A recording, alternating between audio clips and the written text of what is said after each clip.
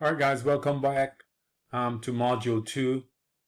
In this module, we're going to determine how much product we would need if we were going to produce, let's say, a $6,000 day in sales, right? So what we're going to do is use the information that you calculated earlier, which is the dollar yield, right? We're going to use that information to determine how much classic chicken you would need for a $6,000 day, how many spicy chicken, and how many French fries in bags you would need to produce a $6,000 day. All right, remember, earlier in Module 1, you calculated that for every $13.39 in sale, you sold one piece of classic chicken. Spicy chicken, you divided the $46.88 by 210, and you determined that for every $22.32 in sales, you sold one piece of spicy chicken. And then when you calculated the same for French fries in bags, you determine that for every $52.09 in sales, you actually used one bag of French fry. So if you today, let's say today is a different day, and you believe that you're gonna make $6,000 in sales.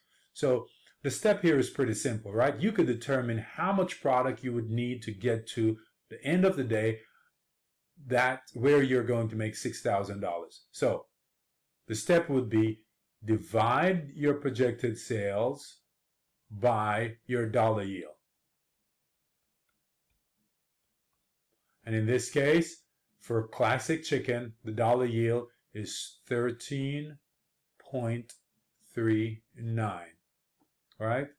You're going to calculate that and see how many classic chicken you need to make a $6,000 day. Again, for spicy chicken, you would divide it by the $22.32,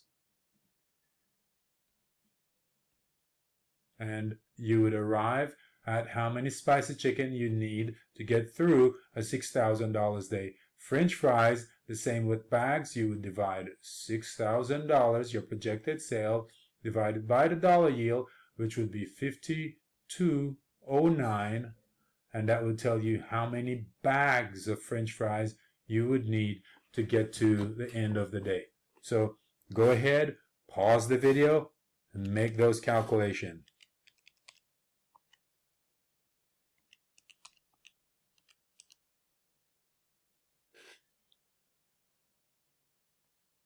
While you're working, I'm going to also calculate and put the numbers up. All right, so 6,000 divided by 1339, you should have arrived at 448.1. Always round up, so in this case we would make this 449 pieces. For spicy chicken, you should have arrived at 6,000 divided by 22.32. You should have arrived at 268.81. Always round up, so we would make that 269. For French fries, 6,000 divided by 52.09, and you should have arrived at 115.18, and you round up, you should get 116. Now remember, this is just a mathematical exercise, so don't be concerned about the size of the numbers. These numbers are a function of the numbers that are on this side, which are fictional. However, we're going to do enough of this so that you cannot get it wrong.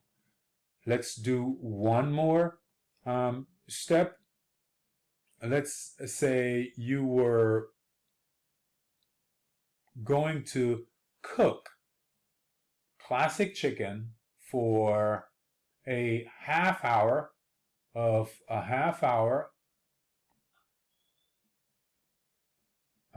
sales that equals, let's say, $300. What would be the step? If you said divide 300 by the dollar yield for classic chicken, those would be $13.39. You would be correct, all right? Classic chicken. For spicy chicken, the same would be 300 divided by 22.32, and that will tell you how many spicy chicken you should cook for that half an hour. And the same for bags of French fry, you divide that by 52.09, and you arrive at how many bags of fries, right, you need to have online to get you through this quick half hour in sale. So pause the video, go ahead and make the calculation.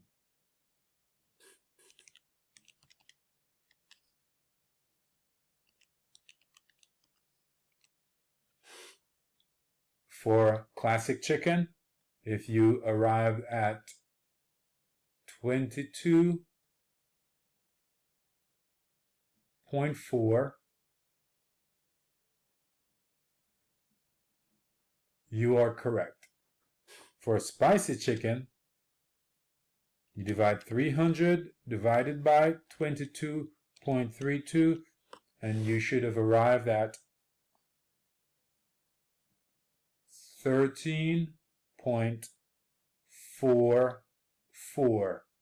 You would have been correct. And for French fries,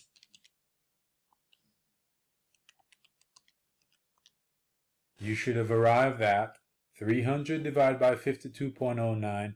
You should have arrived at an answer of 5.76 bags of French fries. So here you see, if we use historical data, right? The historical data, we just determine the relationship between gross sales, unit used. This unit is the PLU.